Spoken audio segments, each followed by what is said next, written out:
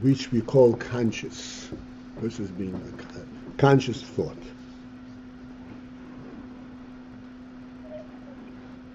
What is the definition of conscious thought?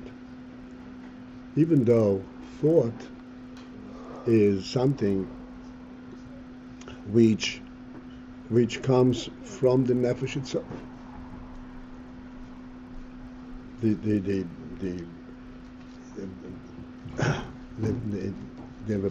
What's represented in thought? There is a nefesh, and you said there is a rotzen and oinig of the nefesh. The rotzen and oinig of the nefesh are translated in moichin and seichel and chochma and bina. Then that becomes translated further into midos, and then it goes into machshava. So essentially, this is something which is emanating from the nefesh, and this emanation from the nefesh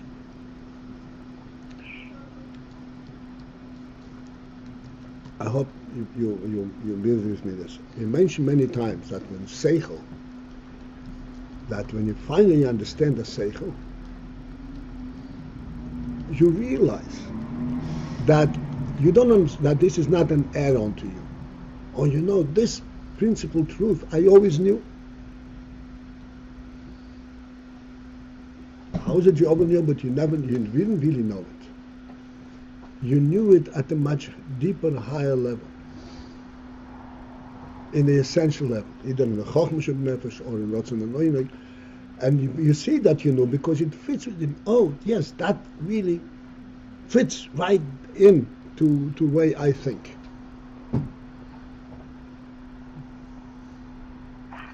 It's not an add-on to my presence, because seichel is really a reflection of the nefesh. And the whole idea of understanding seichel, and say, what means I understand? I understand means that I see how that connects to the rotzen.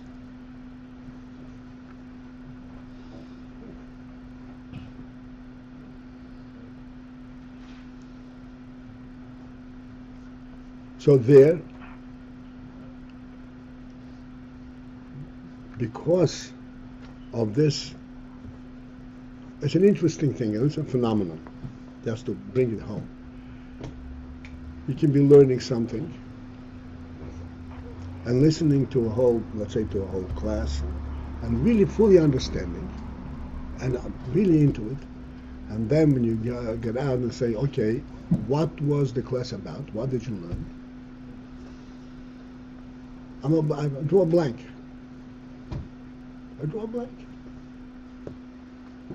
But you were just experiencing, you just understood it. What's the explanation? Explanation is that by the time you understood it, you're not aware that you haven't learned anything. Of course you learned, but you have, so to speak, connected it to your own inner thought. And there is nothing there. I mean, it's very enriching, it's wonderful, but there is not an entity to transmit. Last thing you'd say, oh yeah, I learned and I understood. That's all I can say, remember.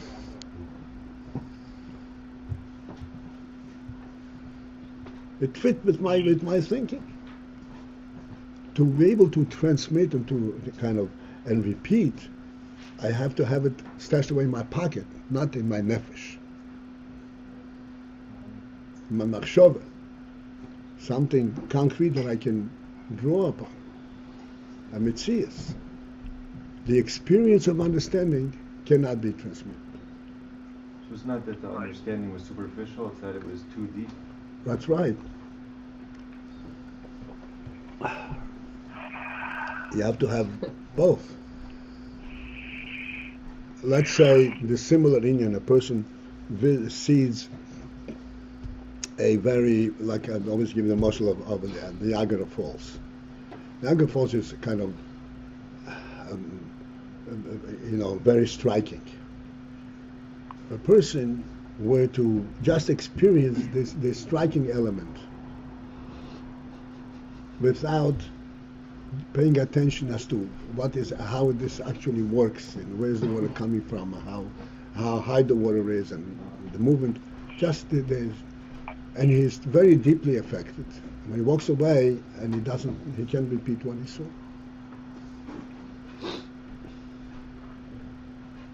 Because he saw it from a different perspective. There was not a conscious element. There was the experience, the intellectual experience. So, seichel per se is something which is flooded. So, what? Seichel per se is an emanation of the nefesh. Okay. All the 10 koiches a person has all the time, coming from rotzen, and there is a seichel. But we are totally unaware of the seichel as it emanates from the nefesh. For us to connect to that seichel, it has to come through focus, like it comes to us through a borogam mavrik. Borogam mavrik is called chokhmah. Borogam mavrik is the gilui of chokhmah. This is not the real chokhmah. This is the gilui of chokhmah. But how do we become aware of chokhmah is in the form of borogam mavrik.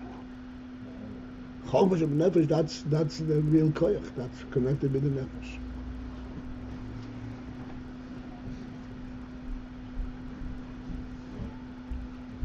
Okay, all this is for the purpose to understand the term oisis ha-machshava.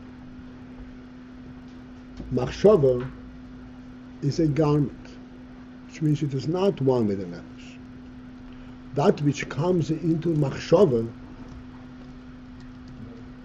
comes into machshava in the form of a mitzias. So that you have, so to speak, a concrete presence, and you have the means by which you grasp onto it.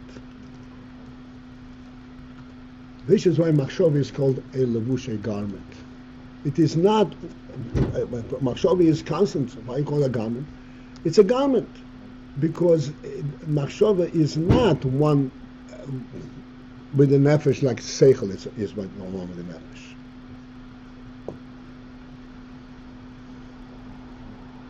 Machshava is called conscious thinking, and conscious thinking has the means by the kelim through which you think. Because if you should sense the seichel as it is in nefesh, it would be just borogam mavrik. It would not be a seichel that you can actually think into it and represent.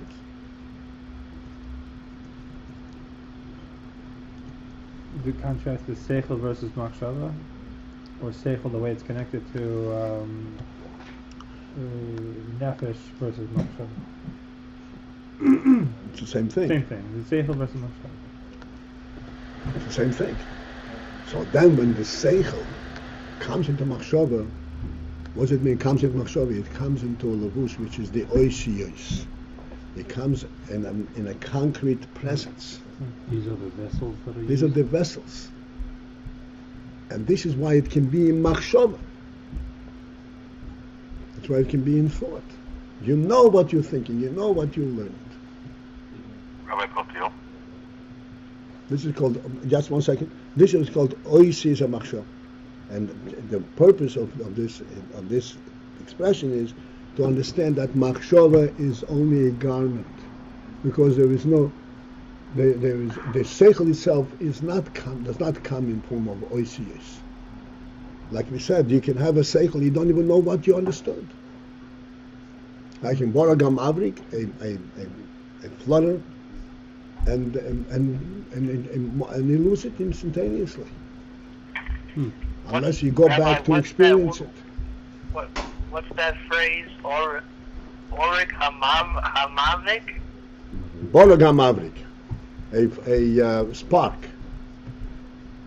A spark? Yeah. A flash of lightning. A flash of lightning. Oh, okay, Barak. Oh, Maverick. Yeah, okay. Okay. Yes, Baruch. What is it? Baruch. You're speaking about Seichel, but we have Bina also in Seichel. And in Bina is not a Barak Maverick. Bina, you actually have development. Don't you need Isis for that? Oh. Where's Bina taking place? So the thing is like this. Because Machshava seems to be, Machshava is quite a bit lower than Bina.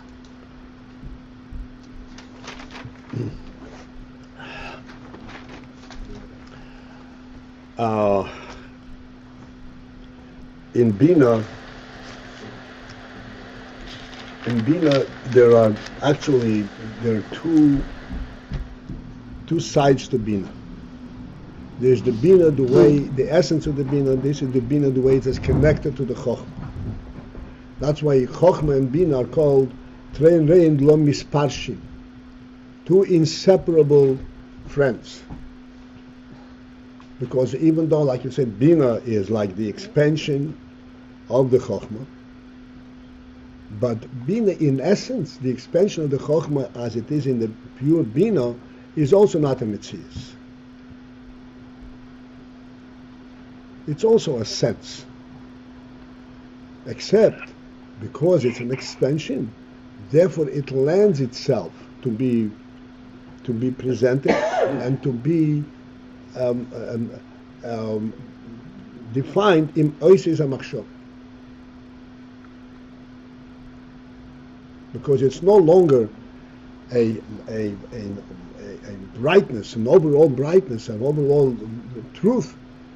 There are pieces to this truth, and you can begin to point out the pieces. But the essential thing, this we repeat many times, that this is a very important thing to remember, and there's a pitfall in this, because many times we go into Bina because we start building upon the building itself rather than upon the concept of the Chochmah, and then we lose ourselves and becomes a Metzias. The whole Seichel loses its brightness, its Sichli element.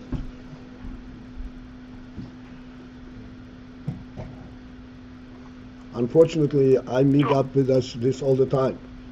I speak to Bochim who learn Chassidus all their lives, and you ask them a question, and they know all the answers, but they don't personally know anything, because they don't really experience it. And so where does, assuming that we would ever do his blindness, is it with or without Machshava, his blindness? No, his boinonus has two stages. The first level of his boinonus is to focus him onto the Chochmah.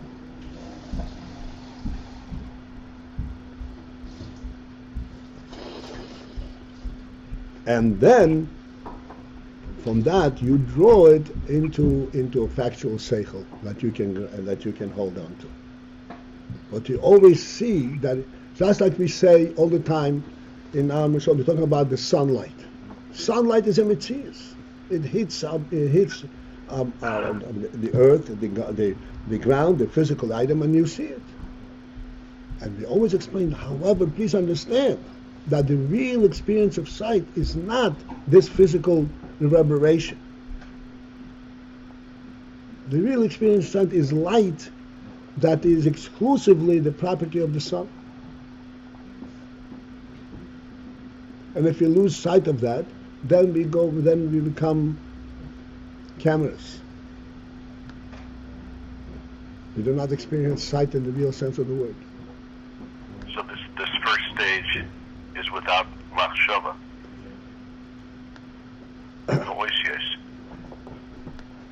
It is in Machshava, but that's right. It's not oisiyos per se. This is what's called histaklus. Histaklus means looking, like you look with your eyes. What's the word histaklus? Right. Focus. So there is also oisiyos in a certain sense, because you You know what you're focusing into, but the oases there are essentially lost because you're dismissing the oases. You want to focus in on the real thing. Okay, so let's go back here. So oases and machshava are also a levush, a garment to the seichel, and the seichel, this is an emanation from the nefesh. But this is a garment which he can remove. And this is the point of saying oisius. This is where the seichel, which comes from the nefesh, has been identified as a separate entity from the nefesh, to the point where it can be put into concrete oisios. And now you can actually view it as a presence, not as something coming from the nefesh, as a real presence. In our Moshe we have now very clearly, it's the same thing as saying the sunlight reverberates, deflects from the physical object. You can actually explain how it happens. Which is like the oasis, like the keli. But you must not lose sight with what that light represents. And if you focus in only on the physicality of it, on the oasis element, then you lose the whole thing.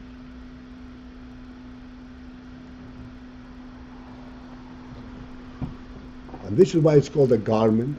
It's a separate and external presence. But it is connected, and it is actually reflective of what comes into the garment, in the seichel that comes into this garment. That's called levush amachud. So if you only reflect on what the reverberation, then you lose the whole thing? Right. Because I wanted to make sure I heard it right. What? I wanted to make sure I heard it. In other words, if you lose sense of the fact that it's coming from the source? That's right. If you lose sense of the fact that this is light, and you look at it and you say, oh no, this is energy that deflects from the physical object, you lose the whole principle of light. But light is a godly creation per se. So the nimshal is when you can talk about a seichel, but you lose sense that it's really a seichel of the nefesh? You must not lose sense of it, even though you can talk about it. But this is representing a greater truth. Right. It is illuminated by great. This is what happens many times. The great orators, they get so involved in their oratorical skills, and then the presentation becomes more important than the message itself.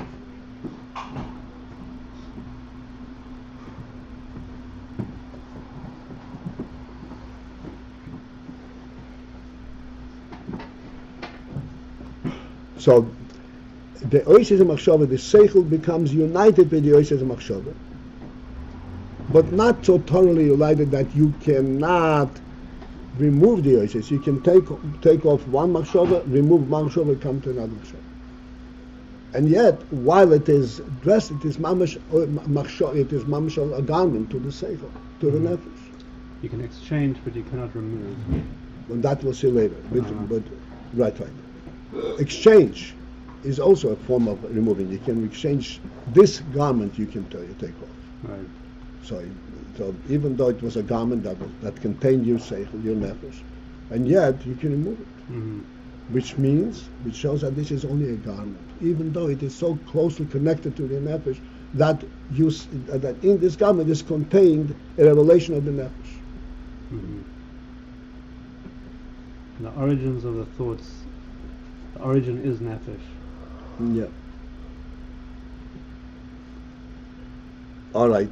This is it for this morning. Guten Tag, sage ich.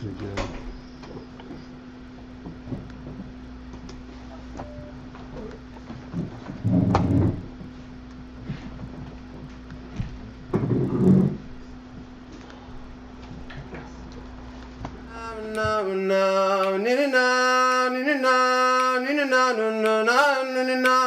No.